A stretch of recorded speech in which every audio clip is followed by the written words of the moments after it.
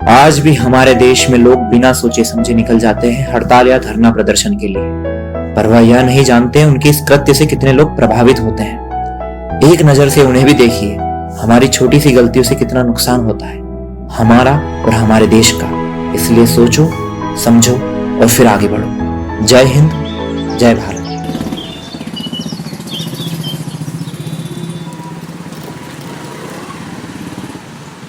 वक्रतुंड महाकार्य सूर्यकोटि समप्रभा निर्विघ्नं कुरु मे देव सर्वकार्येषु सर्वदा।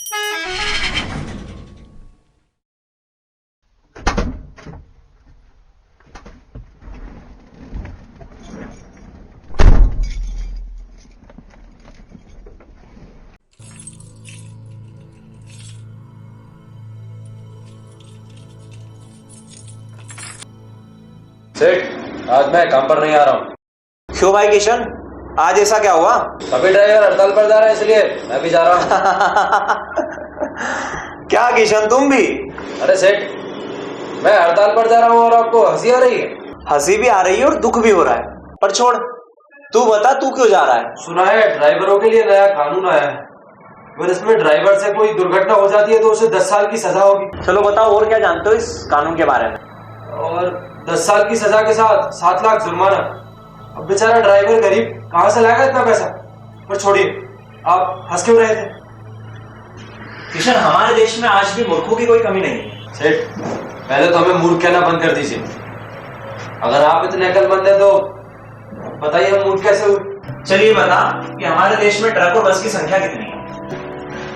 पता नहीं मुझे। चलो हमें बताओ। हमारे देश में लगभग 3 करोड़ कमर्शियल व्हीकल है और 19 लाख बस हैं। उन्हें चलाने के लिए उतने ड्राइवर की जरूरत होती होगी। अब आप कह रहे हैं तो सही ही होगा। अच्छा ये बताओ किशन, इस वक्त हमारे देश में कितनी कारें होंगी?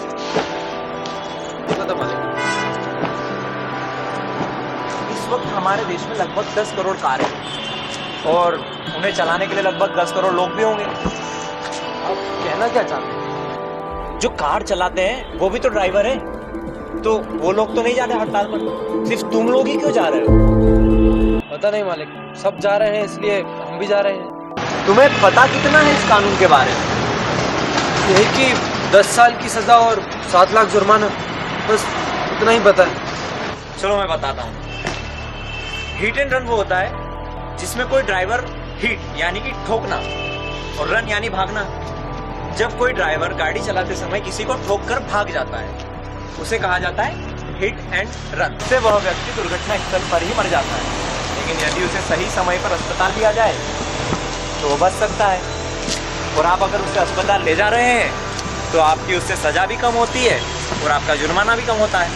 और यदि आपकी गलती ना हो तो आपका जुर्माना भी नहीं लगता और सजा भी नहीं होती है। ऐसा भी होता है मालिक? बिल्कुल होता है। भैया चाय देना।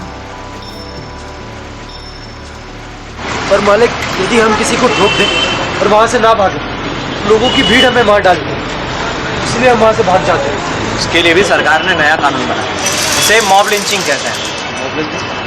मॉब लिंचिंग, इसके लिए सरकार ने नया कानून बनाया है, मॉब लिंचिंग। यदि भीड़ आपके ऊपर हमला कर दे तो उनके ऊपर भी कानून है, उन्हें भी कम से कम 10 से 20 साल तक की सजा होगी।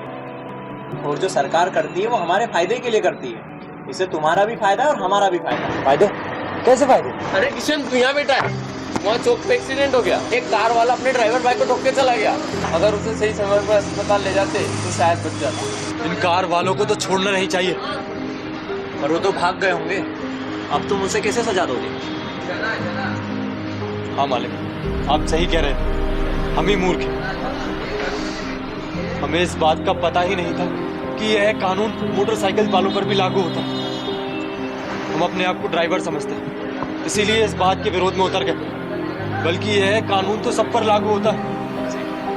काश ये कानून पहले लागू हो जाता। तो किशन, अब तुम्हारा क्या इरादा है, जाओगे हड़ताल पर या नहीं? नहीं मालिक, अब हम बिना कुछ सोचे समझे किसी भी तरह की हड़ताल नहीं करेंगे। कानून तो हमारे लिए बनाए जाते हैं। लेकिन मालिक, आप किस बात का दुख कर रहे हो? मुझे दुख तो इस बात का है कि मैं जानते हुए समझते हुए तुम्हें समझा सकता हूँ लेकिन तुम जैसे मेरे और भी भाई लोग हैं, मैं उन्हें कैसे समझाऊं?